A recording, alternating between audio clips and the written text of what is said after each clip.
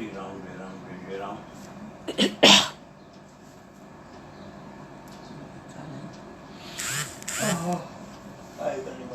जय जय रघुवीर समर्थ.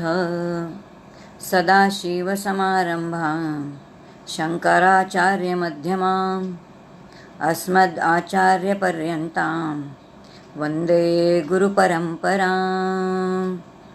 मन्नाथ श्री जगन्नाथ मद्गुरो श्री जगद्गुरु मदात्मा सर्वभूतात्मा तस्मै श्री गुरवे नमः.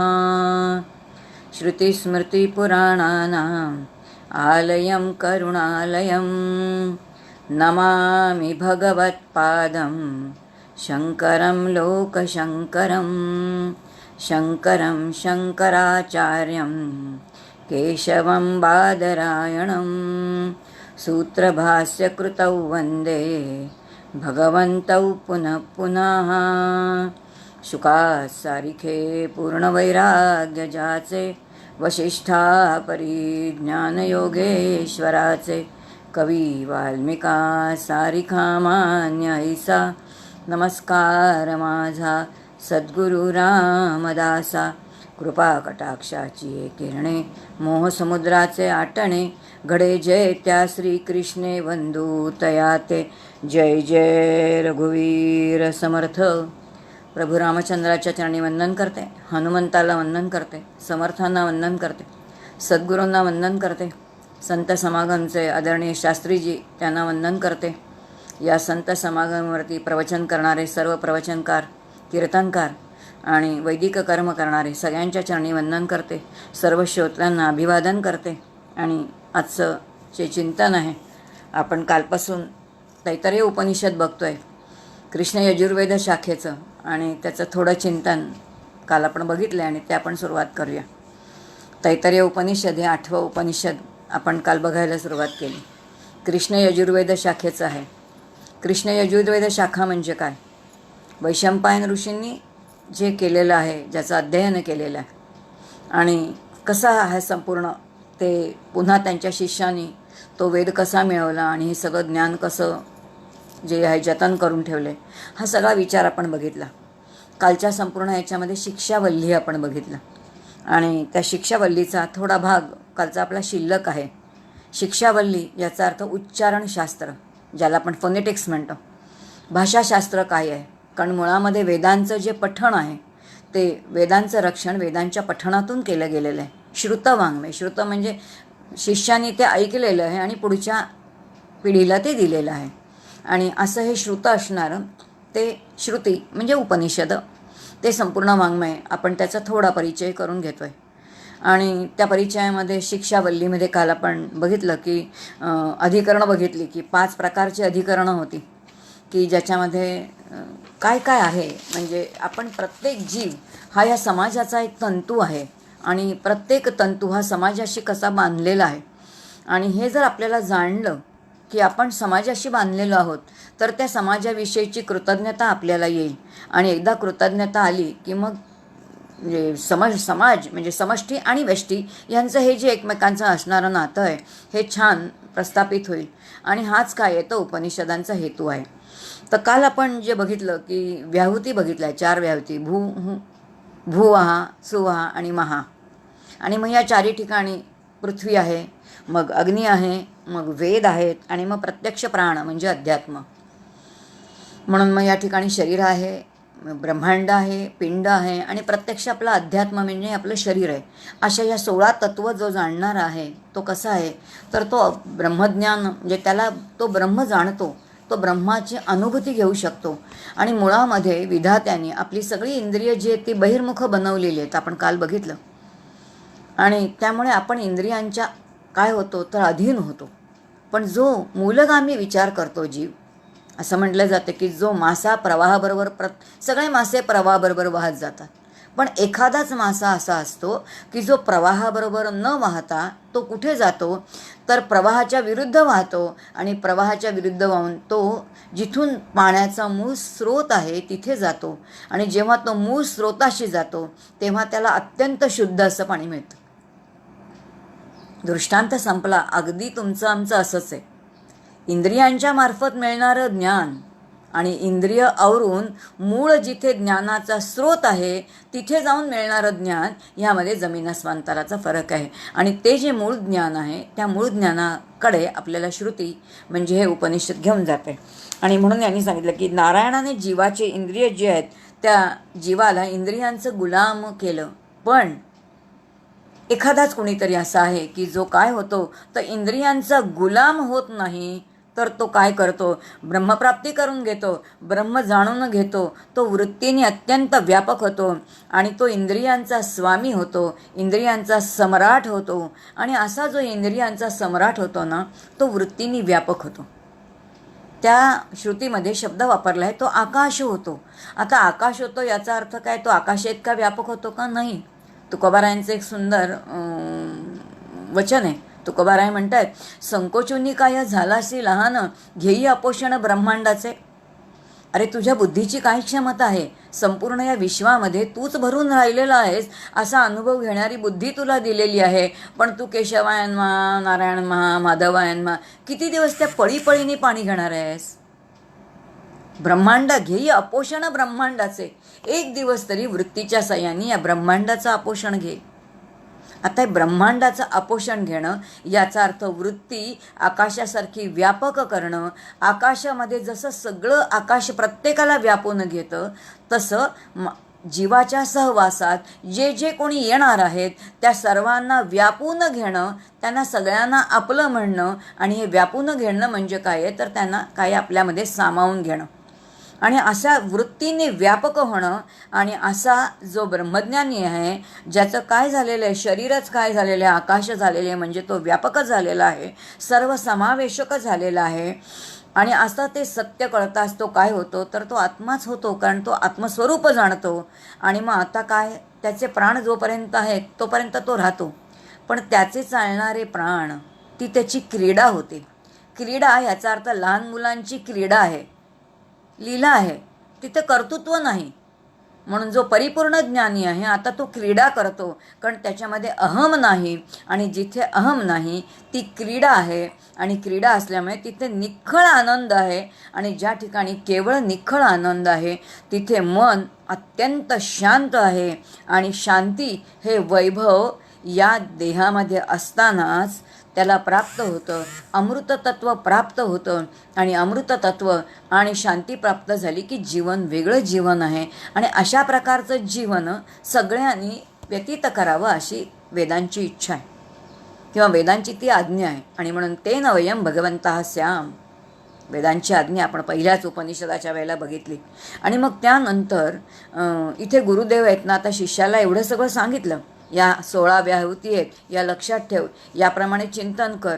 आता ब्रह्मचिंतन करून तू ब्रह्म स्वरूपाला होशील, ब्रह्मविद होशील असं सांगितलंय. अजून शिक्षाच चालू आहे, शिकवतायत त्याला, सांगतायत. आणि जेव्हा आता ते सांगतायत तेव्हा ते म्हणतायत की आता संहिता म्हणजे पांक्त उपासना, याचा अर्थ 5 गोष्टींचा एक समूह आहे. पांक्त म्हणजे 5 गोष्टींचा एक समूह. आता आपण जिथे राहतो त्याला लोक म्हटलेलं आहे. कोणत्या लोकामध्ये? आपण पृथ्वीवरती म्हणजे मृत्यू लोकामध्ये राहतो. आपल्यावरती कोणता लोक आहे तर आपल्यावरती जो असणारा तो स्वर्गलोक आहे, त्याच्यावरती अंतरिक्ष लोक आहे. मग आपल्या आजूबाजूला दिशा आहेत, उपदिशा आहेत, हे सगळं आपल्या आजूबाजूला आहेत. ह्या तथाकथित असणाऱ्या लोकामध्ये आपण राहतो. ह्या लोकामध्ये राहत असलो तरी त्याची उपासना कशी करायची, आता आपल्याला ह्या लोकामध्ये आपण राहायचं. आणि पांक्त उपासना याचा अर्थ 5 प्रकारच्या उपासना करायच्या. पण ह्या उपासना करताना प्रत्येक एकेका गोष्टीमध्ये आणखीन 5-5 गोष्टींचा समावेश केला आहे. म्हणजे 5चा एक गट, दुसऱ्या 5चा एक गट, तिसऱ्या 5चा एक गट, असा गट केला आहे. आणि त्याप्रमाणे आपल्याला उपासना करायला सांगितले, चिंतन करायला सांगितले. त्यातला पहिला जो आहे तो देवता पंचक म्हटले. 5 देवतांची उपासना करायची. मग कोणत्या देवता आहेत? आता उपनिषद काळातल्या देवता आहेत बरं का. आज तुमच्या आमच्या समोर प्रतिमा आहेत किंवा मूर्ती आहेत, कारण आपली बुद्धी अत्यंत जड झाली आहे. जिथे जड बुद्धी आहे तिथे जड ह्या प्रतिमा हव्यात. पण जिथे बुद्धी सूक्ष्म आहे तिथे उपासनासुद्धा सूक्ष्म आहे. उपनिषद काळामधल्या ज्या उपासना आहेत त्या तत्वाच्या उपासना आहेत. आणि म्हणून तिथे तत्व दिलेली आहेत. आणि मग ती तत्व कोणती दिलेली आहेत बघा. एक तर दिलेले अग्नितत्व, नंतर त्याचं स्वरूप यज्ञयागादी कार्यामध्ये झालं. म्हणून अग्नितत्व आहे, वायुतत्व आहे, त्याचबरोबर चंद्र आहे की जो शीतलता देणारा आहे, प्रकाशही देणारा आहे, सूर्य आहे जो आदित्यच आहे, संपूर्ण विश्वाचा प्राण आहे तो, आणि नक्षत्र ज्याच्यावरती आपलं काय आहे संपूर्ण ज्योतिषशास्त्र जो उपकाय आहे, म्हणजे आपण ज्याला म्हणतो ना की जे वेद आहेत, तर जे आपली शास्त्र आहेत त्यातलं ते वेदांचं तर वेदांग आहे. वेदांचं एक छोटं अंग कोणतं आहे, ते ज्योतिषशास्त्र आहे. तर हे सगळं जे आहे ते अंतरिक्षामध्ये आहे, आणि ह्या अंतरिक्षामध्ये असणारे ह्या सगळ्या आपल्या देवता आहेत. आणि म्हणून या पंचदेवता, या पंचदेवतांचं म्हणजे देवता पंचक आहे, आणि ह्या सगळ्या ब्रह्मांडामध्ये आहेत. त्यांची उपासना आपल्याला करायला पाहिजे असं ते सद्गुरू कोणाला सांगतायत, शिष्यांना आपल्या सांगतायत. दुसरं पंचक दिलेलं आहे ते म्हणजे आधिभूत.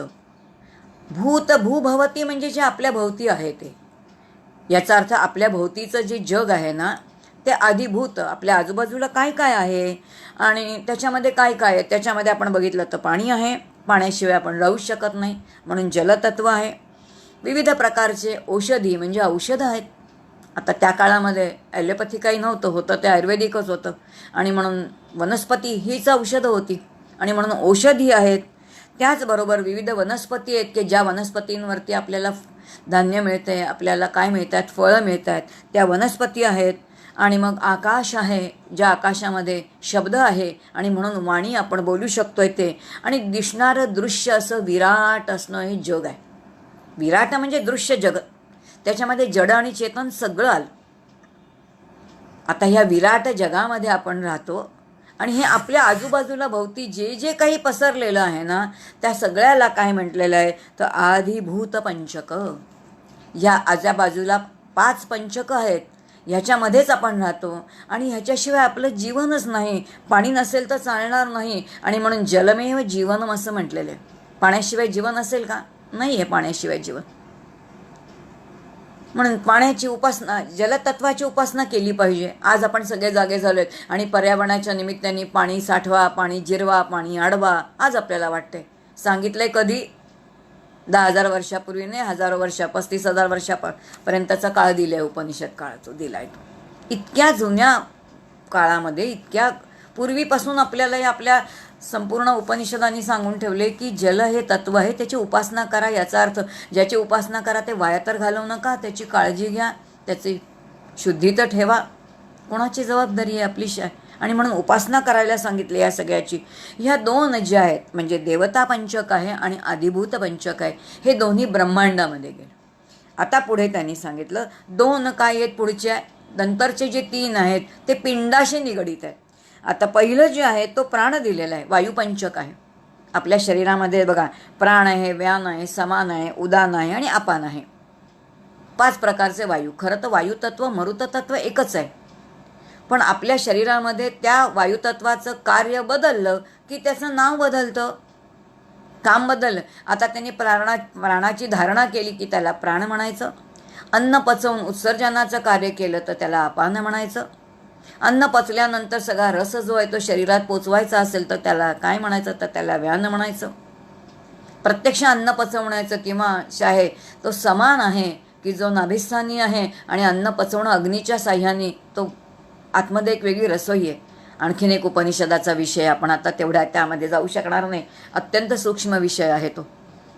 आणि म्हणून तिथे समान आहे जो अन्न पचवणारा आहे तो. आणि म्हणून गीता म्हणते अहम वैश्वानरो भूत्वा प्राणीनाम देहमाश्रिता. मग तो त्या ठिकाणी आहे. उदान आहे जो कंठस्थानी आहे, की जो काय करतोय तर आपल्याला उदान, याचा अर्थ वासना उदानावरती स्वार होते, आणि म्हणून कंठस्थानी तो आहे. स्वप्न ज्याच्यामुळे पडणारी आहेत. आता हे सगळे पंच प्राण जे आहेत ते ह्या पिंडामध्ये म्हणजे आपल्या शरीराच्या आतमध्ये राहून काम करतात, आणि त्यांच्यामुळे आपण काय आहोत तर आपलं संपूर्ण धारणा झालेली आहे. हे काय आहे तर ते वायुपंचक आहे. आणि मग त्यानंतर सांगितलं इंद्रिय पंचक आहे. इंद्रियांशिवाय तर आपण भोगच बघू शकत नाही. मग डोळे दिलेले आहेत, डोळ्यांनी आपण रूपाचा भोग घेतो. कान दिलेले आहेत, कानाच्या साह्याने आपण शब्दाचा काय घेतो तो भोग घेतो. मन दिलेलं आहे, हे मन तर काय आहे, त्याला किती विषय आहेत, ते जे जे विषय मिळतात त्या प्रत्येक विषयाशी ते एकरूपच होतो. खूप छान विषय बरं का. की जसं पाणी ज्याच्या संपर्कात येतं त्याच्याशी पाणी एकरूपच होऊन जातं, अगदी त्याचप्रमाणे जे जे विषय इंद्रिय आणतील त्या प्रत्येक विषयांशी मन एकरूपच होतं. आणि म्हणून त्या मनाला एक नाव मिळालं, ते म्हणजे अनिरुद्ध. याचा अर्थ जेवढे विषय आले त्या सगळ्यांशी ते एकरूपच होऊन जातं. आणि असं हे काय आहे तर ते मन आहे. आणि त्यानंतर वाणी आता हे कर्मेंद्रिय आहे. आणि त्यानंतर त्वचा रसन आहे तिथे खरं तर. आणि मग त्वचा स्पर्श आहे. आणि म्हणून हे काय आहेत तर ही सगळी इंद्रिय पंचक आहेत. मग ह्याच्यामध्ये पंचज्ञानेन काही ज्ञानेंद्रिय आहेत, काही कर्मेंद्रिय आहेत, पण ही इंद्रिय पंचक आहेत. आणि हे पण पुन्हा कुठे आहेत, आपल्या पिंडामध्येच आहे. आणि मग त्यानंतर प्रत्यक्ष जो आपला स्थूल देह बनलेला आहे, जो अन्नमय कोश आपण ज्याला म्हणतो, अन्नमय जो आहे, त्याच्यामध्ये काय आहे, त्याच्यामध्ये त्वचा आहे, त्याच्यामध्ये चरबी आहे. आता लक्षात येईल हे सगळं पृथ्वी तत्वाचं आहे, कारण ते घन आहे. आणि घन असं असणारं त्यांनी आपला स्थूल शरीर बनलेलं आहे. बाहेरचं ज्याला आपण आवरण म्हणतो अन्नमय कोश, तो त्याच्यात स्नायू आहेत, अस्थी आहेत आणि मज्जा आहे. सप्तधातू म्हणतात, ते सप्तधातू न म्हणता इथे त्यांनी 5 तत्व घेतले. आणि असं हे काय आहे तर स्नायू पंचक आहे. आणि ह्या 25 म्हणजे असं ही जी 25 तत्व आहेत, या सगळ्या 25ांचा जो एक गट आहे त्याला संहिता, पांक्त उपासना किंवा पांक्त संहिता म्हटलेलं आहे. पांक्त म्हणजे 5-5चा गट. आता ह्या सगळ्याची उपासना करा. कशासाठी सांगितलंय, कारण हे सगळे एकरूप आहेत. यातली एकही गोष्ट, हे सगळे इंटरलिंक आहेत.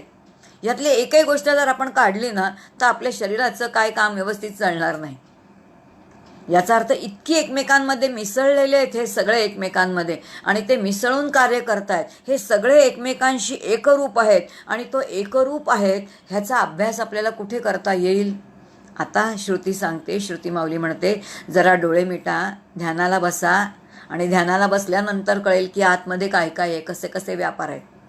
कारण इथे हे आहेत, हे सगळे आपल्याशी इंटरलिंक कसे आहेत, हे एकामध्ये आपल्या आतमध्ये कसे मिसळलेले आहेत, हे एकमेकांमध्ये कसे एकरूप आहेत, हे कुठे कळणार आहे, हे ध्यानामध्ये कळणार आहे. आणि म्हणून ध्यानामध्ये बसल्यानंतर काय काय करा.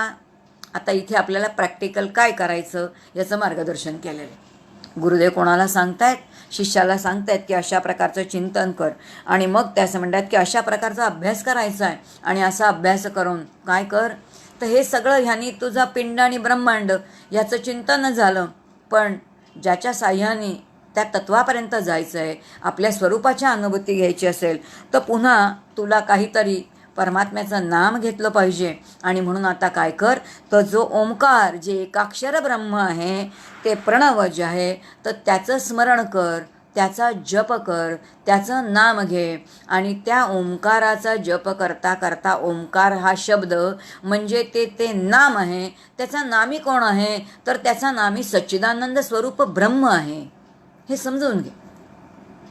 म्हणून ओंकाराचं जे नामी आहे ते सच्चिदानंद ब्रह्म आहे. सत म्हणजे ज्याचं अस्तित्व आहे, चित म्हणजे जे ज्ञान स्वरूप आहे, आणि जे आनंद स्वरूप आहे. असं सच्चिदानंद स्वरूप ब्रह्म म्हणजे काय आहे तर त्या ओंकाराचं नामी आहे. आणि ह्या नामीचा अभेद आहे असा बुद्धीचा निर्णय कर. आणि आता काय कर तर ओंकाराचं स्मरण कर, ओंकार म्हण, आणि ओंकाराची साधना करायला सांगितले.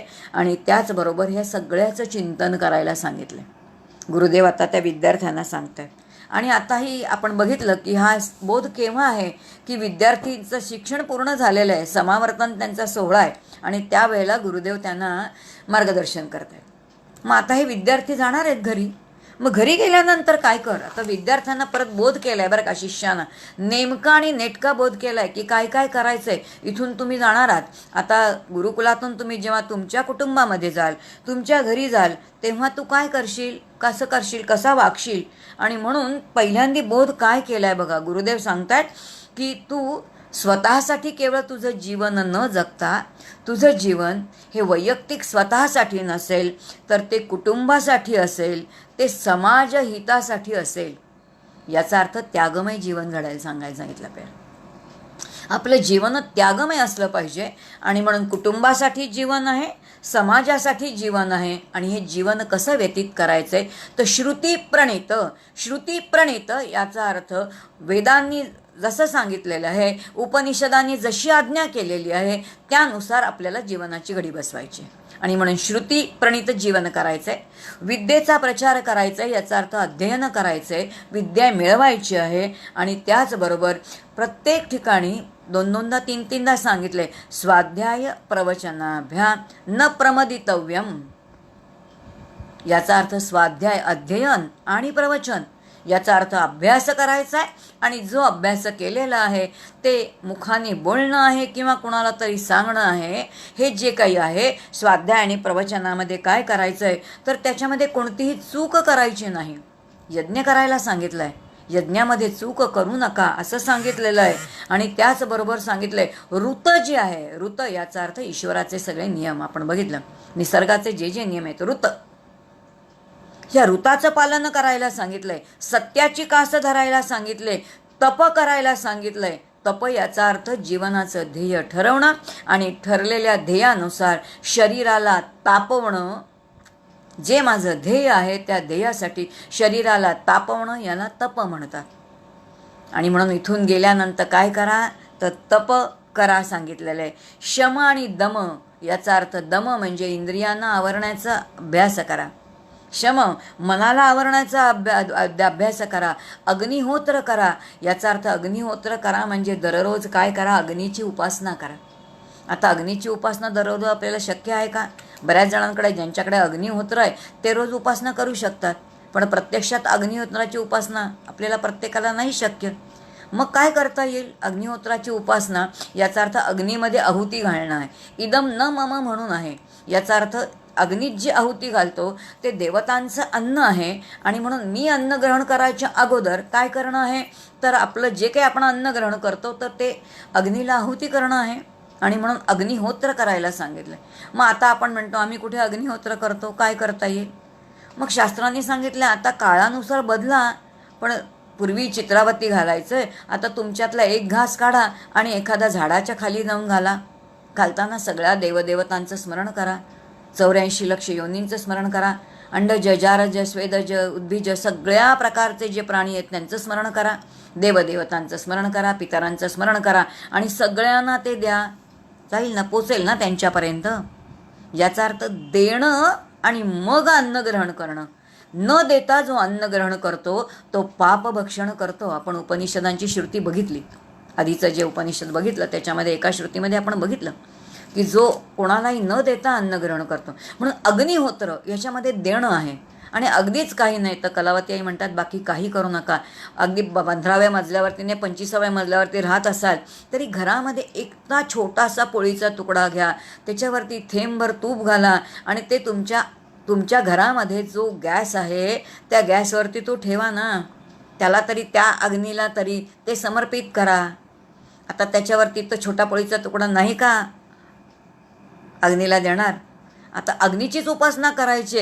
ज्या गॅसवरती माझं अन्न शिजतं माझ्यासाठी तोच अग्नी पवित्र आहे, मग त्याला कधी देतो का काही आपण?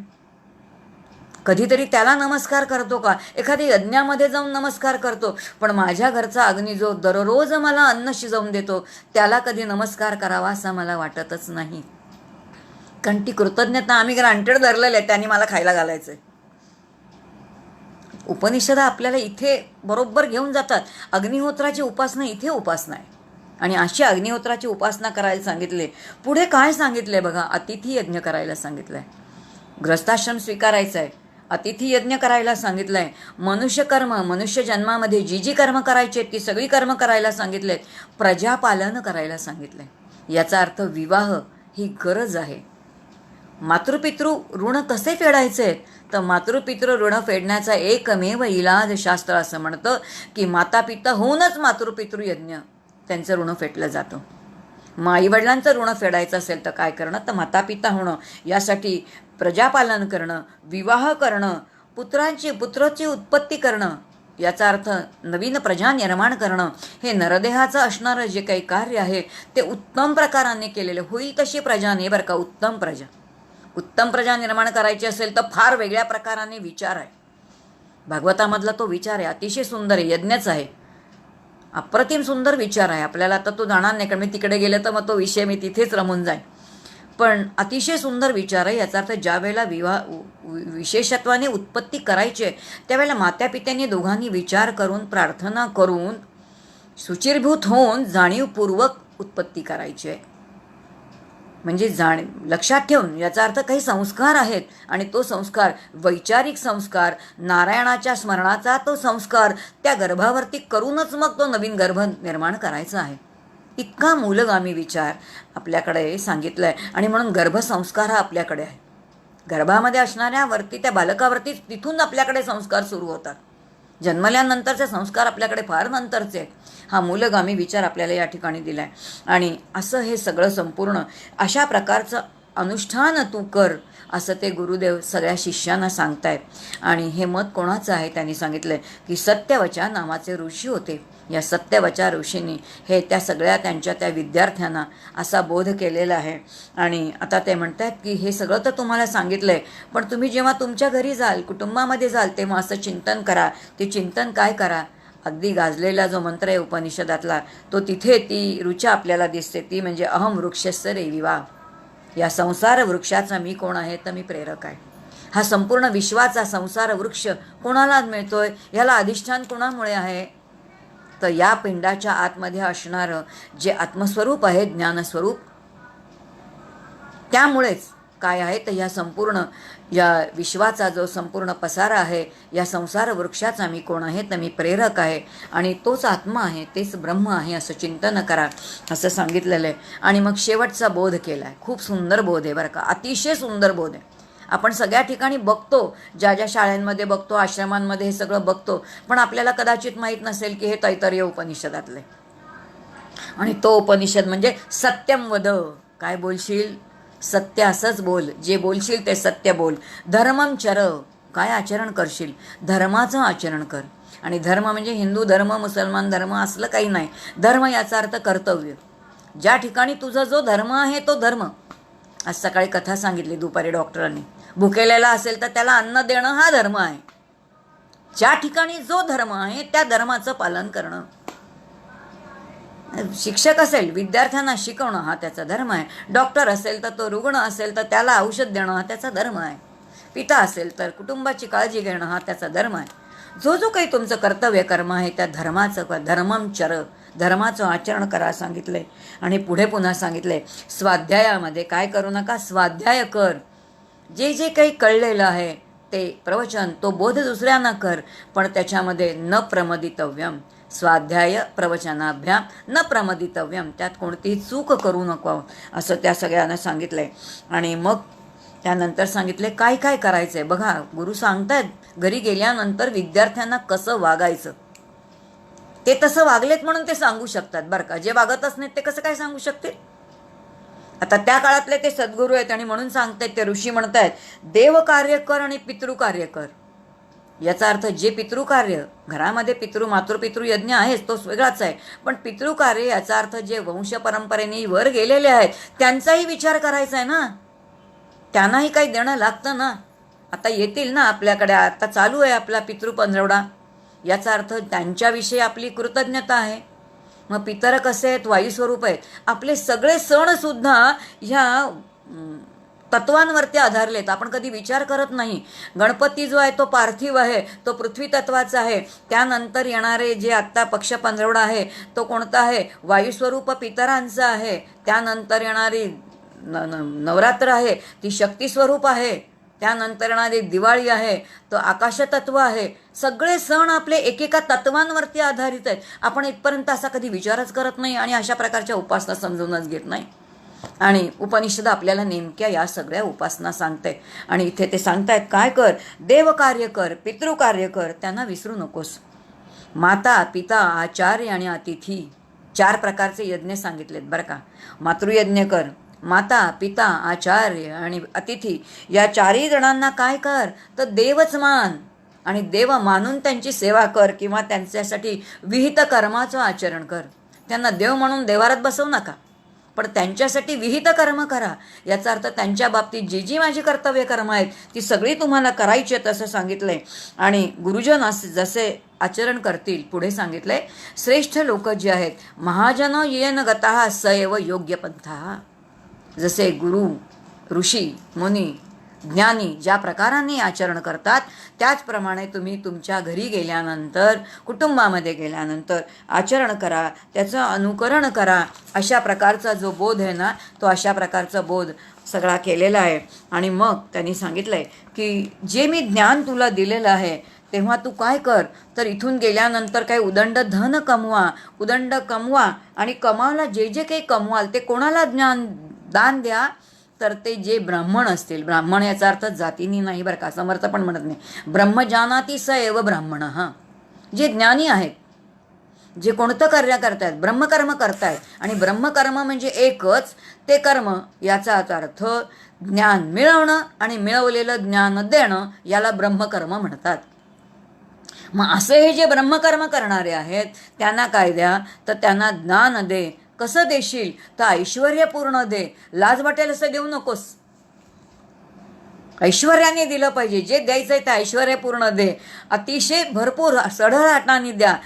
कसं दे, लज्जापूर्वक दे, म्हणजे लाज वाटेल असं नाही, याचा अर्थ लज्जापूर्वक म्हणजे नतमस्तक होऊन द्या अशा अर्थाने म्हटलेले, नाही तर आपल्या वाटेल लाजीरवाणं दे अशा अर्थाने नाही, अशा प्रकारचे. आणि मित्रत्वासाठी पण काही दे, याचा अर्थ मित्र जीवनामध्ये खूप चांगला, आपला जीवनाचा एक आधार आपला मित्र आहे.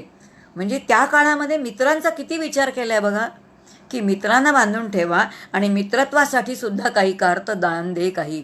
याचा अर्थ आपण जे काही कमावतो त्यामध्ये त्या मित्रत्वाचा सुद्धा काही वाटा आहे असं आपल्याला उपनिषद सांगते. कोणाकोणाचं आहे, म्हणजे ऋषींचं तर देणं आहेच, देवतांचं आहे, माताचं आहे, सगळ्यांचं आहे, संपूर्ण समाजाचं जितकं देणं आहे तितकंच मित्रत्वांसाठी सुद्धा काही देणं आपल्याला द्यायचं आहे असं सांगितलं आहे.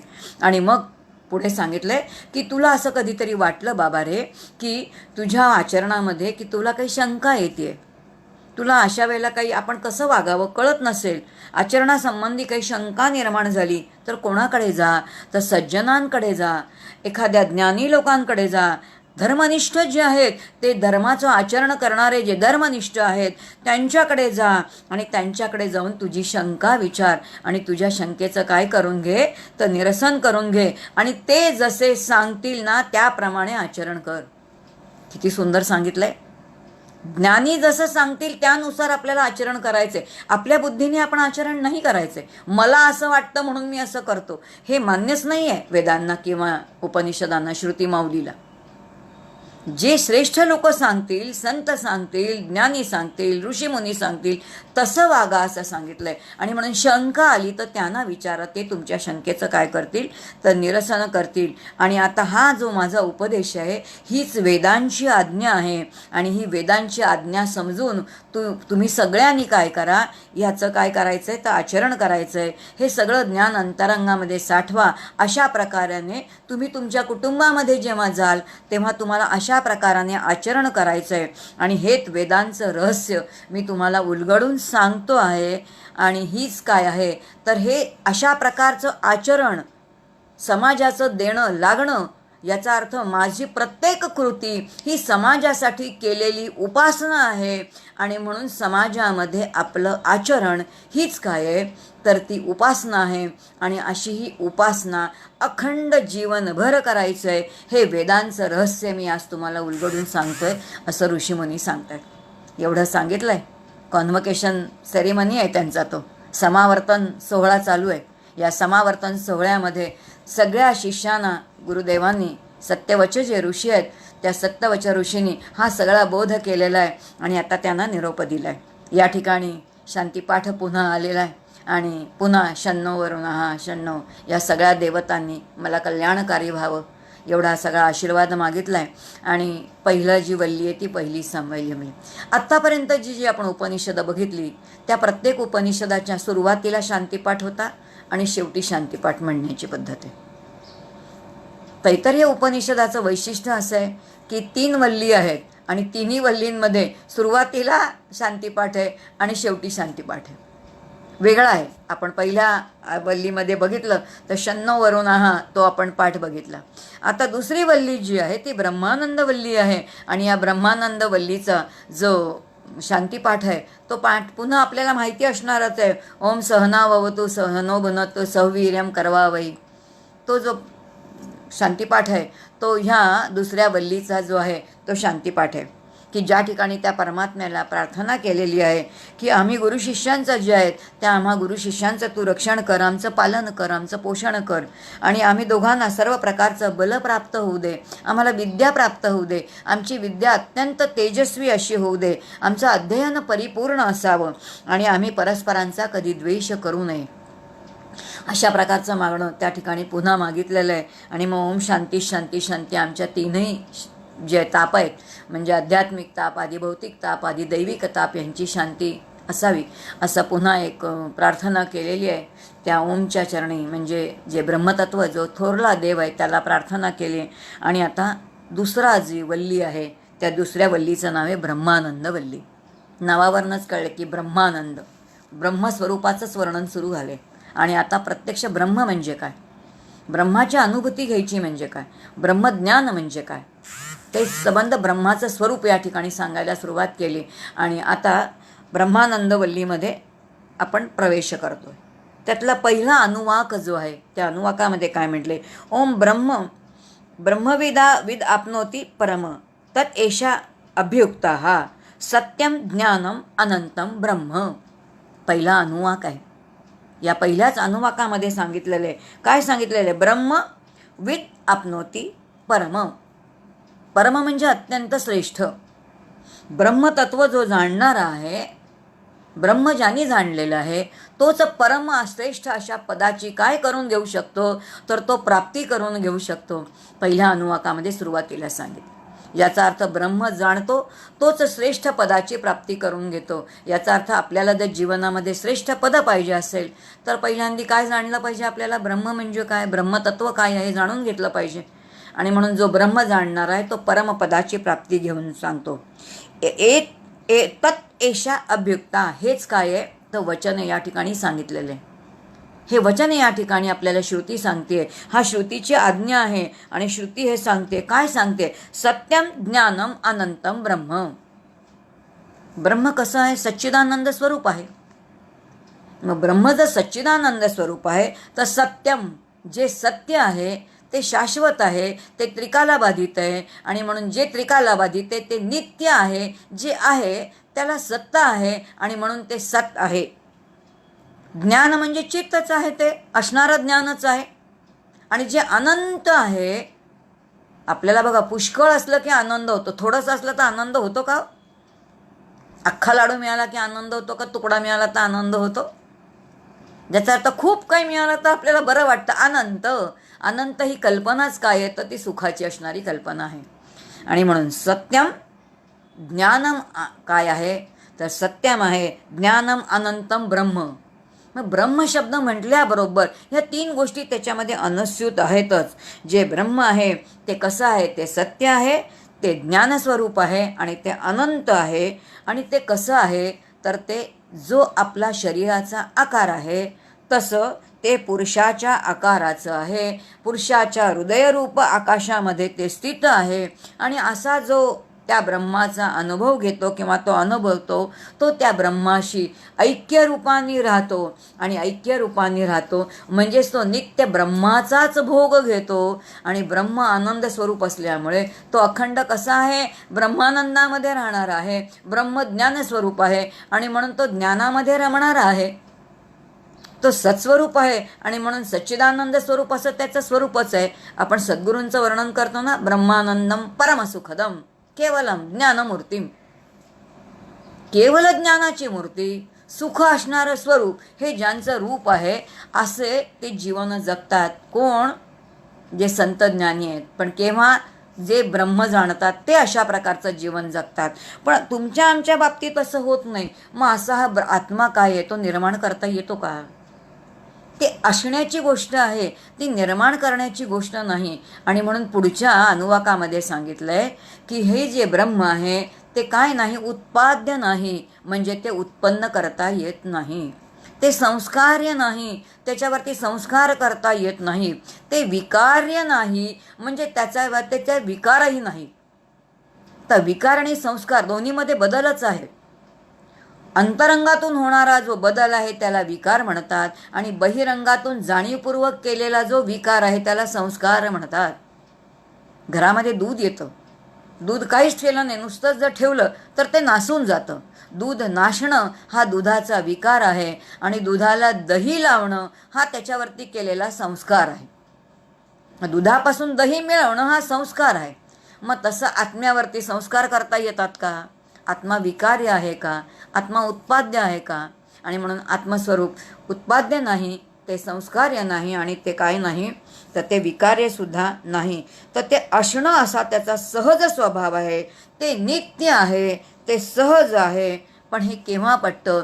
जोपर्यंत आपण सत्संगतीत जात नाही तोपर्यंत ब्रह्म आहे असं पटतच नाही. सत्संगतीमध्ये गेल्यानंतर आपल्याला ब्रह्म नावाचं किंवा आत्मा नावाचं एक तत्व आहे असा थोडा विश्वास किंवा श्रद्धा वाटते. तोपर्यंत ते आहे हे पटतच नाही. आणि म्हणून शास्त्र म्हणतं त्याला असंभावना दोष. ब्रह्म नाहीच आहे असं आपल्याला वाटतं. कसं काय ब्रह्म असेल? आणि जे निर्गुण निराकार आहे ते मी आहे असं पुन्हा म्हणायचं म्हणजे हे तर फारच अवघड आहे. म्हणून ते नाहीच आहे हा असंभावना दोष आपल्याला वाटतो. पण हा कुठपर्यंत? जोपर्यंत सत्संगतीत जात नाही. जेव्हा सत्संगतीमध्ये जातो तेव्हा हळूहळू हा जो विचार आहे याच्यावरती आपला विश्वास बसत जातो, आपली श्रद्धा बसत जाते. हे कसं आहे त्यांनी सांगितलं. हे ब्रह्म सत्यम ज्ञानम अनंतम ब्रह्म कसं समजायचं? जसं त्यांनी म्हटलं की सूर्य आकाशात आहे. सूर्य आकाशात आहे म्हटल्याबरोबर आपल्याला काय डोळ्यासमोर येतं बघा? सूर्य आहे याचा अर्थ आकाशामध्ये सूर्य आहे. जेव्हा सूर्य आहे तेव्हा काय आहे? त्याचा प्रकाश आहेच. आणि जर त्याचा प्रकाश असेल तर तो प्रकाश उष्णता म्हणजे तो गरम आहे. म्हणजे सूर्य, प्रकाश आणि उष्णता ह्या तीन गोष्टींनी, सूर्य ह्या एकाच शब्दाने ह्या तिन्ही गोष्टी जशा सहज कळतात अगदी त्याचप्रमाणे ब्रह्म म्हटल्याबरोबर सच्चित आनंद किंवा सत्यम अनंतम ब्रह्म ज्ञानम अनंतम ब्रह्म हे एकाच शब्दाने पटकन काय होतं कळून जातं. आणि म्हणून वेगळं वेगळं सांगण्याची गरजच नाही. फक्त आपल्याला सुरुवातीला ते समजून घ्यावं लागतं. आणि असं हे ब्रह्म असून नसल्यासारखं का झालं याचं एकच कारण जीव मायेमध्ये अडकला. आणि मायेत अडकला याचा अर्थ आता माया म्हणजे कोणती माया आहे? जगतरूपी माया काही फारशी छळणारी नाही, पण आपल्या अंतःकरणातली विकाररूपी माया छळणारी आहे. आपली अहंता आणि ममता रूपी माया आपल्याला अत्यंतिक छळणार आहे. आणि ही अशी माया आपल्याला ब्रह्मस्वरूपापर्यंत जाऊच देत नाही. खूप छान एक हिंदी संतांचं वचन आहे. ही माया किती वाईट आहे म्हणे. त्यांनी मायेची किती निंदा केली. ते संत म्हणतात, माया चमरी चुहडी अति नीचन की नीच, मैं तो पूर्ण ब्रह्म था अगर तू न होती बीच. अतिशय सुंदर वचन आहे की मी तर खरं पूर्ण ब्रह्मच आहे, होतो पण मला ते का कळत नाही? कारण मध्ये ही अत्यंत मध्ये कोण आलेली आहे? माया आलेली आहे. आणि ती अति नीच न की नीच म्हटलंय. का म्हटलंय? कारण का हिच्यामुळे मला त्याचं दर्शन घडत नाही. ही पुन्हा आपले नवीन नवीन खेळ करते आणि मला कुठे अडकवते? तर प्रपंचामध्ये अडकवते आणि त्याच्यापासून दूरच घेऊन जाते आणि माझ्या स्वरूपापर्यंत मला ती घेऊन जात नाही.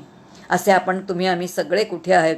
तर त्या मायेमध्ये अडकलेलो आहोत. आणि आता ते गुरु आहेत ते शिष्याला म्हणतात, विश्वात जे जे काही जड दिसतंय ते तुला वाटत असेल की ती माया आहे, पण आता बुद्धीचा निर्णय कर. जर या विश्वाचा निर्माता ब्रह्म असेल आणि त्या ब्रह्माने सगळं केलंय आणि जे काही केलेलं आहे ते ह्या संपूर्ण विश्वामध्ये तो नटून राहिलेला असेल, तर आता जे जड दिसतंय तर ते त्याचं कार्य नाही आहे, तर ते प्रत्यक्ष ब्रह्मच आहे. ते ब्रह्मच आहे असा निर्णय करून टाक बुद्धीचा. मग जे जे जड दिसतंय याचा अर्थ विश्वामध्ये जड आणि चेतन जे जे आहे ते सगळं काय आहे? ते ब्रह्म आहे. आणि हे बुद्धीचा निर्णय करणं कशासाठी करायचा? कारण आत्मज्ञान ही परब्रह्माची प्रभा आहे असं सांगितलं. फार सुंदर. सूर्य ज्या वेळेला उगवतो भल्या पहाटे त्यावेळेला सुंदर सोनेरी सोनेरी किरण त्याची प्रभा आधी दिसते. आधी प्रभा दिसते आणि मग तो दिसतो. पण प्रभा आणि सूर्य वेगळे नाहीत. तसं हे दृश्य जगत आणि ब्रह्म वेगळे नाहीत. ही काय आहे? तर त्या ब्रह्माची प्रभा आहे. आणि म्हणून आत्मज्ञान ही काय आहे? तर त्या ब्रह्माची परब्रह्माची ती प्रभा आहे. हे जाणून घे. आणि मग सुंदर वर्णन काकांनी त्या इतक्या सुरेख ओवीमध्ये केले आणि दृष्टांताने हे पटवून दिले. आपल्याला ऐकताना पटतं ते की हे योग्य आहे, पण आता साधना कशी समजून कसं घ्यायचं त्याच्यासाठी एक सुंदर ओवी काकांनी वापरले. डॉक्टर काका म्हणतात, वृत्तीस्थ चेतना निमित्ते. काय सुंदर ओवी आहे बघा. वृत्तिस्थ चेतना निमित्ते,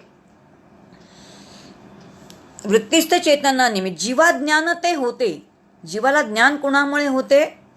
तर वृत्तीच्या, बुद्धीच्या, म्हणजे जी वृत्ती आहे आपली बुद्धिवृत्ती, त्या बुद्धीच्या वृत्तीच्या आणि त्याच्या पाठीमागे असणारी चेतना, त्याच्यामुळे जीवाला ज्ञान होतं.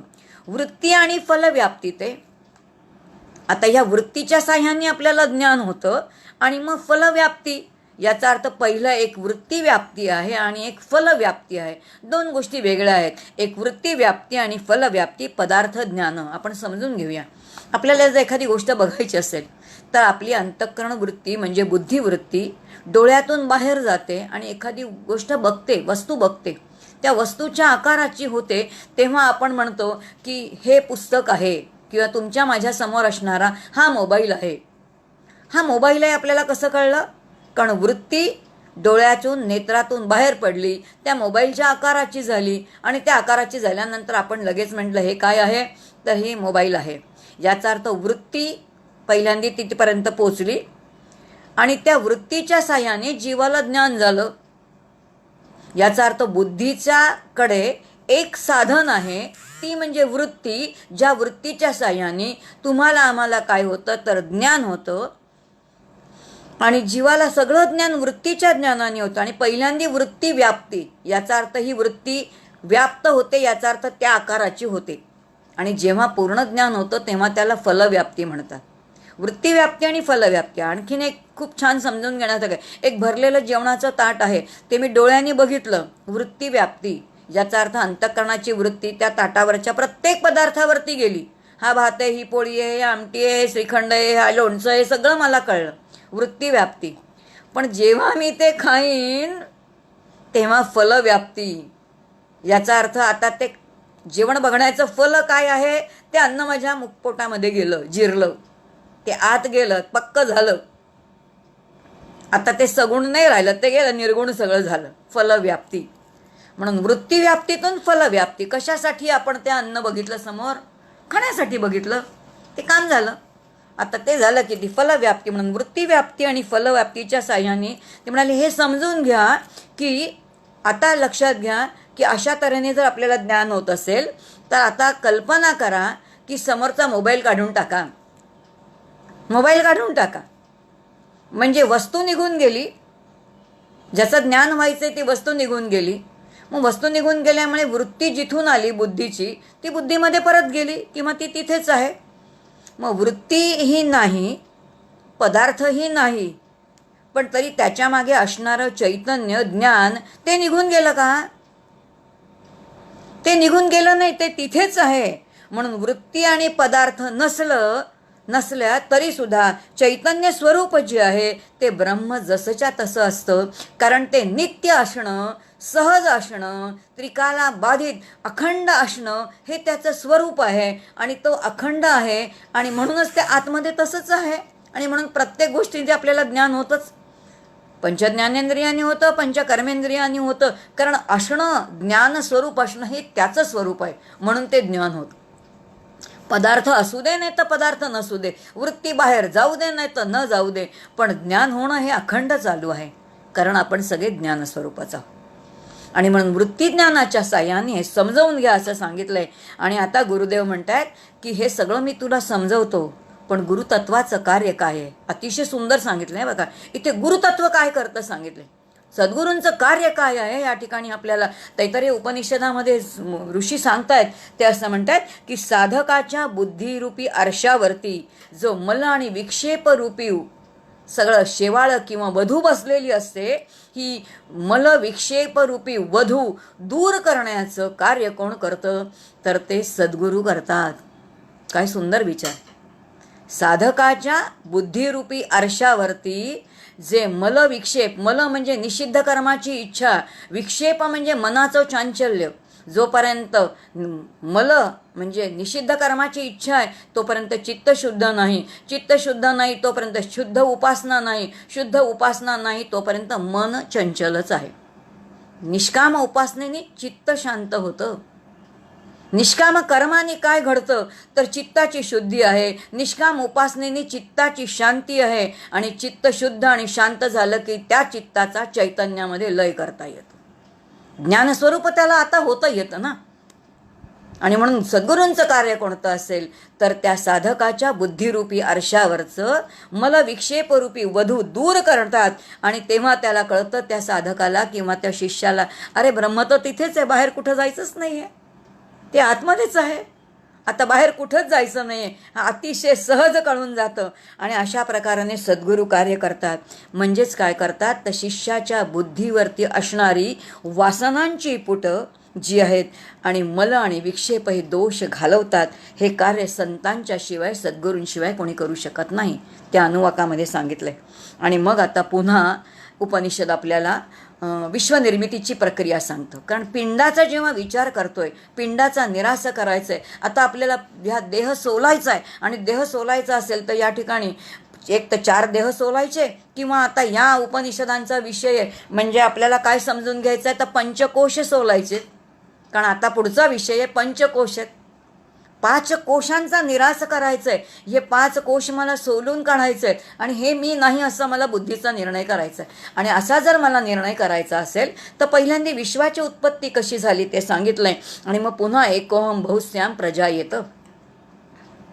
ते एकटंच ब्रह्म होतं तत्व, एकोहम बहुश्याम. त्याला आपण बहु व्हावं असं वाटलं. आणि मग इथून काय सुरू झालं तर मूळमाया सुरू झाली. आणि मग इथून या मूळ मायेने काय केलं, त्रिगुण निर्माण केलं. या त्रिगुणामधून सत्वगुणातून काय निघाल्या तर सगळ्या देवता निघाल्या. रजोगुणातून सगळी इंद्रिय दशेंद्रिय निघाली. आणि मग तमोगुणातून काय निर्मिती, विश्वाची निर्मिती जी आहे ती तमोगुणातून सुरू झाली. मग आकाश, आकाशात वायू, वायूत तेजात, तेजात आपा, आपात पृथ्वी, पृथ्वीत औषधी, औषधीत अन्नम, अन्नात वीर्यम, वीर्यात पुरुषः. 84 लक्ष योनी पुरुष जे सगळे आहेत हे सगळे कशातून निर्माण झाले, अन्नातून वीर्य, आणि वीर्यातून ह्या सगळ्याची काय झाली तर निर्मिती झाली. आणि असा हा पुरुष कसा आहे तर तो अन्नमय आहे. अन्न खाल्ल्याशिवाय वीर्य तयारच होत नाही आणि वीर्याशिवाय निर्मिती होत नाही. आणि म्हणून पुरुष कसा आहे, तुमचा आमचा सगळ्यांचा देह, तुम्ही आम्ही सगळे पुरुष आहोत. मग हा सगळा देह तुमचा आमचा कसा आहे तर तो अन्नमय आहे. आणि म्हणून पुरुष अन्न रसमय आहे, पुरुष अन्नमय आहे. आणि आता हा अन्नमय पुरुष कसा आहे, सुंदर एक आपल्याला पुढे ना एक रूपक दिलेलं आहे. ते रूपक कसलं आहे बघा, ते रूपक दिलेलं आहे ते म्हणजे एका पक्ष्याचं रूपक दिलेलं आहे. एक पक्षी डोळ्यासमोर राहणार. पक्षाला शिर आहे, त्याला 2 पंख आहेत, त्याचा मधला भाग शरीराचा आहे आणि एक लांब पुच्छ आहे. आणि आता कल्पना करूया, तुम्ही आम्ही जर आडवे पडलो तर कसे दिसू. एक डोकं आहे, उजवा आणि डावा हात आहे, आपले पाय लांब पसरलेले असतील तर ते पुच्छासारखे आहेत.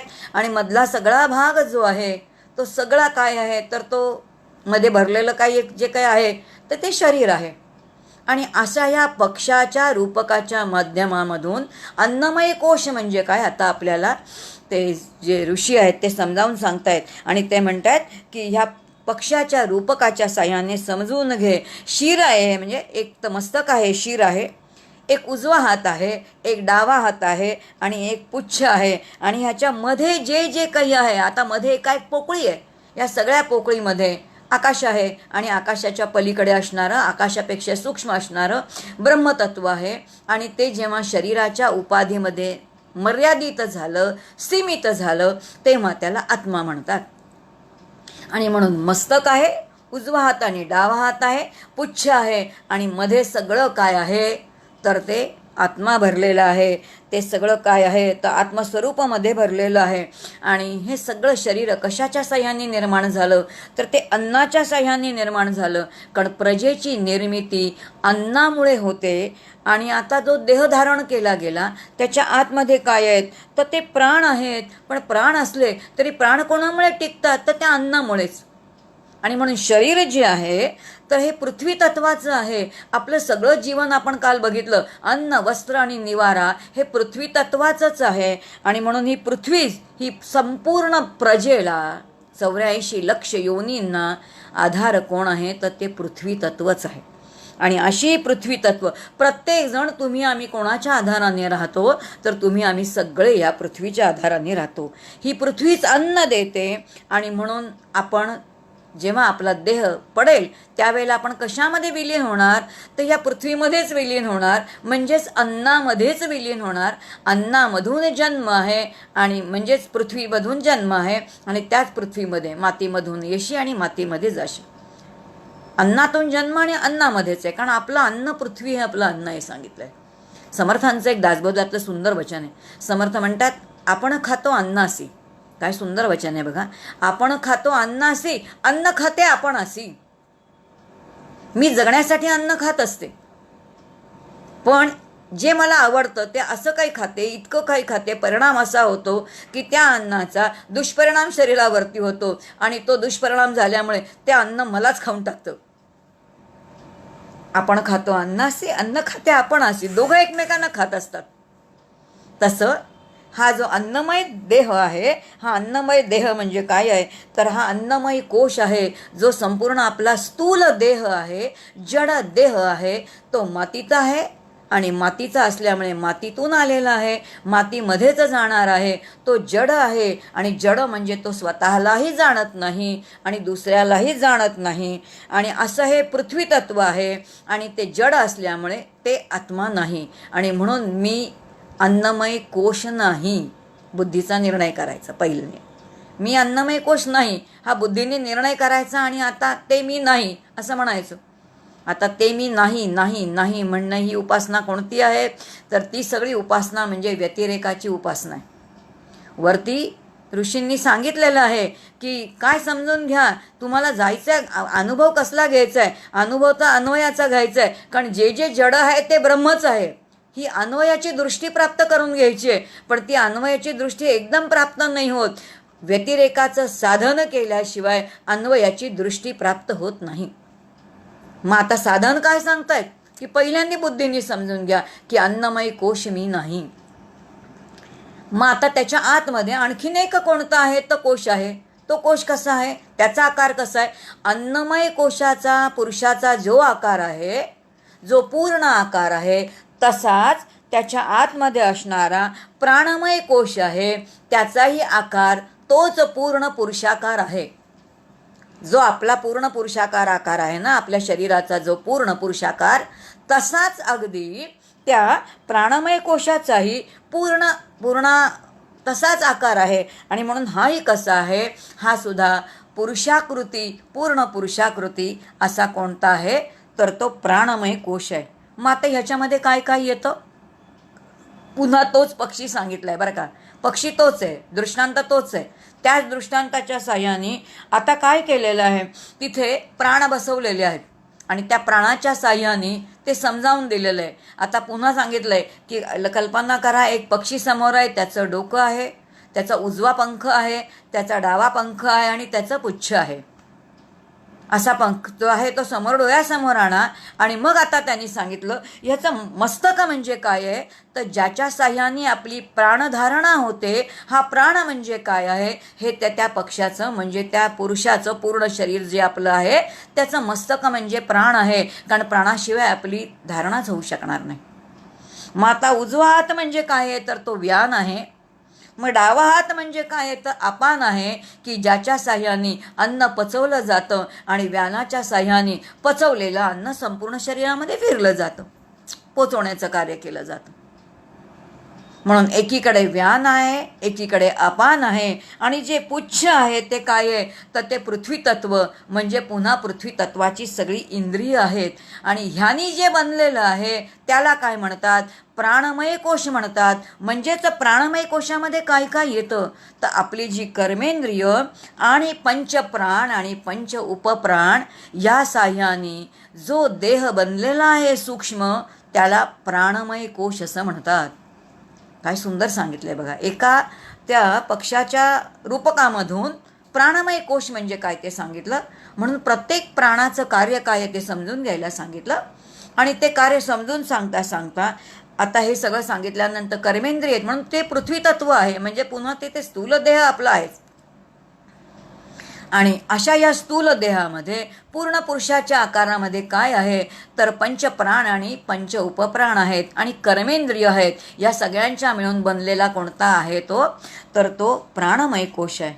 मग आता हा प्राणमय कोश कोणावरती कार्य करतो, कोणाच्या अधिष्ठानावरती कार्य करतो, तर तो आत्मचैतन्याच्या बलावरती कार्य करतो. आत्मचैतन्याच्या बलावरती त्याचे संपूर्ण जे व्यापार आहेत ते चालतात आणि तो स्वतंत्रपणे काही कार्य करू शकत नाही. आत्म्याशिवाय त्याला अधिष्ठानच नाही. आणि म्हणून त्याला प्रेरणा कोणाची आहे, तर ती आत्म्याची प्रेरणा आहे. मुळामध्ये हे वायुतत्वच आहे. आणि वायुतत्व याचा अर्थ पंचवायू आहेत, म्हणजे पंचमहाभूतातलं ते वायुतत्व निर्माण झालेलं आहे. जे जे निर्माण झालेलं आहे ते एक दिवस नाहीसं होणार आहे, म्हणजे ते शाश्वत नाही. याचा अर्थ पंचप्राण जे आहेत ते स्वरूपाने शाश्वत नाहीत. जे शाश्वत नाही ते ब्रह्म असणार नाही, म्हणून ते आत्मा नाही. आणि म्हणून काय आहे, तर प्राणमय कोश मी नाही. जसा अन्नमय कोश मी नाही, तसा दुसरा निर्णय काय करायचा आहे, प्राणमय कोशही मी नाही. आता एक एक कोश सोलत सोलत जाऊन आपल्याला आपल्या स्वरूपापर्यंत जायचं आहे. समजावून सांगितलं आहे की सगळे आपले जे प्राण आहेत त्या प्राणांचं कार्य कसं काय चालतं ते समजून घ्या. हे वायुतत्वाचं आहे. आणि म्हणून काय आहे, तर तो प्राणमय कोश मी नाही, अशा प्रकाराने समजून घ्यायला सांगितलं आहे. आणि मग आता तिसऱ्या कोशामध्ये नेलं आहे, तो म्हणजे मनोमय कोश. सगळे एकापेक्षा एक एक सूक्ष्म आहेत. स्थूल शरीर आपल्याला समोर दिसतंय, त्याच्यापेक्षा आतले अतिशय सूक्ष्म आहेत. कारण जे जे सूक्ष्म आहेत ते अधिक व्यापक आहेत. आणि व्यापक असल्यामुळे ते सगळीकडे व्याप्त होणार आहे, असं सगळीकडे जाणार आहे. मन तर सगळीकडे जाणार आहे, सगळीकडे फिरणार आहे, अतिशय सूक्ष्म आहे. आणि मग त्याच्या आतमध्ये असणारा जो सूक्ष्म कोश आहे तो मनोमय कोश आहे. मग सुरुवातीला श्रुतिमावलीमध्ये ते ऋषी सांगतायत, हा ह्याचा आकार कसा आहे, ह्याचाही आकार पूर्ण पुरुषाकृती असाच त्याचा आकार आहे. जो आपल्या शरीराचा आकार आहे ना, तसाच याही पुरुषाचा आकार पूर्ण पुरुषाकृती असा त्याचा आकार आहे. मग आता हे कसं समजून घ्यायचं, पुन्हा त्यांनी सांगितलं की डोळ्यासमोर एक पक्षी आणा. मग त्याचं शिर आहे, त्याचा उजवा पंख आहे, त्याचा डावा पंख आहे, त्याचा पुच्छ आहे. अगदी त्याप्रमाणे आता ते म्हणाले समजून घ्या, याच्या मस्तकाच्या ठिकाणी काय आहे, तर यजुर्वेद आहे. बघा, मस्तकाच्या ठिकाणी यजुर्वेद, याचा अर्थ उपासना कशी करायची हे आपल्याला यजुर्वेदामध्ये कळणार आहे. याच्या उजव्या हाताच्या ठिकाणी काय आहे, तर ऋग्वेद आहे. ऋग्वेद हा सगळं लौकिक वैभव देणारा आहे. डाव्या हाताच्या ठिकाणी काय आहे, तर सामवेद आहे. सामवेदामध्ये देवांचं स्तवन आहे, गायन आहे प्रसन्न करण्यासाठी. आणि म्हणून मस्तकाच्या ठिकाणी काय आहे, तर यजुर्वेद आहे. उजव्या हस्ताच्या ठिकाणी काय आहे, तर ऋग्वेद आहे. डाव्या हाताच्या ठिकाणी सामवेद आहे. आणि जे पुच्छ आहे तिथे 2 ऋषी बसवलेले आहेत. अथर्व आणि कोण आहे, अंगिरस ऋषी आहेत. अथर्व अंगिरस हे 2 ऋषी बसवलेले आहेत ज्ञान देणारे. याचा अर्थ वेदातलं ज्ञान देणारे कोण आहेत, तर ते ऋषी आहेत. आणि हे सांगतायत आपल्याला, काय सांगतायत, तर मध्ये काय आहे, तर या सगळ्यामध्ये काय आहे, तर पूर्ण आत्मतत्व भरलेलंच आहे ते शरीरामध्ये. आता मनोमय कोश आहे. वेदांमध्ये मन म्हणजे काय ते सांगितलेलं आहे. आणि असं वर्णन करता करता त्याने मनाचं कार्य समजून घ्या. मनाचं कार्य काय आहे, तर संकल्प विकल्प करणं हे मनाचं कार्य. म्हणून मनाला संकल्परूपी खेळणं लागतं. सारखं हे करावं, आता मला फोन करायचा आहे, आता मला चहा प्यायचा आहे, आता मला बाजारात जायचं आहे, आता मला पुस्तक वाचायचं आहे, आता मला टी व्ही बघायचं आहे, आता मला गप्पा मारायच्या आहेत, आता मला जेवायचं आहे. सारखं काहीतरी आत्ता करू की मग करू, आत्ता करू की मग करू, पण काहीतरी मनाला चाळा लागतो. म्हणून मनाला संकल्परूपी खेळणं लागतं. जेव्हा विकल्प येतो तेव्हा संकल्प मोडला जातो. मी म्हटलं चला आत्ता मला काय करायचं, पुस्तक वाचायचं आहे. लगेच दुसरा विचार येतो, आत्ता कसं वाचशील, आत्ता तर तू बोलतेस ना. जेव्हा विकल्प आला तेव्हा संकल्प मोडला. याचा अर्थ संकल्पाचं खेळणं, जेव्हा विकल्प येतो तेव्हा संकल्पाचं खेळणं क्षणामध्ये काय जातं, तो मोडून जातं. आणि असं हे दिवसभर संकल्प विकल्पाचा खेळ चालू असतो. पण तो कधी थांबतो, तर रात्रीच्या वेळेला. दिवसभर ते मन अत्यंत संकल्प विकल्प करत खेळतं, पण रात्री मात्र त्याची सगळी क्षमता संपून जाते. आणि जेव्हा क्षमता संपून जाते तेव्हा ते आत्मस्वरूपात लीन होतं. आणि जेव्हा लीन होतं तेव्हा त्याचं अस्तित्वच शिल्लक राहत नाही. जिथे मनाचं अस्तित्वच शिल्लक राहत नाही ते ज्ञानाने नाहीसच होतं. आणि जे ते नाहीसच झालं, ज्याचं अस्तित्वच नाही शिल्लक राहिलं, तर मग ते शाश्वत कसं असेल. मग आता मनोमय कोश शाश्वत आहे का? तर मनोमय कोश शाश्वत नाही. इथे सरळ काढते, जे मन झोपेमध्ये लीन होऊन जातं, ज्याला क्षमता अखंड राहू शकत नाही, आणि म्हणून मनोमय कोश जो आहे त्या मनोमय कोशामध्ये काय आहे तर तेही ते अखंड नाही, ते शाश्वत नाही. का नाही? कारण पुन्हा ते एक तर मरुत मन वायुतत्वाचंच बनलेलं आहे एक, आणि नुसतं वायुतत्वाचं बनलेलं नाही, तर ते नाहीसं होतं. झोपेमध्ये गेल्यानंतर मनाचे काय व्यापार असतात? जिथे विश्वचं शिल्लक नाही तिथे मनाचे कोणते व्यापार असणार आहे? काहीच मनाचे व्यापार नाही. आणि जिथे मनाचं अस्तित्वच शिल्लक राहत नाही तेव्हा ते मन आत्मा असणं शक्य नाही. आणि म्हणून ते मी नाही, म्हणून मनोमय कोशही मी नाही. बुद्धीचा निर्णय करणं आणि त्या मनापासून आता आपल्याला आणखीन आपल्याच आतमध्ये उतरायचं आहे. पंचकोश निरासांचा विचार आहे, पण घड्याळ 5च्याही पुढे गेलेलं मला दिसतंय. वेळ माझी संपून गेलेली आहे, थोडा वेळ जास्तच मी घेतला आहे. हा विचार आपण उद्या पुन्हा सुरू करू. पंचकोश निरासापैकी आज आपले 3च कोश झाले. उरलेला विचार आपण पुढे बघूया. आज आपण जी वल्ली आहे ब्रह्मानंद वल्लीचं चिंतन केलं. थोडं राहिलं शिल्लक, पण उद्या आपण ते पूर्ण करूया. आजची केलेली सगळी सेवा जी आहे ते वेदनारायणाच्या चरणी समर्पित करते. इथेच थांबते. जय जय रघुवीर समर्थ. हरिओम तत्सत.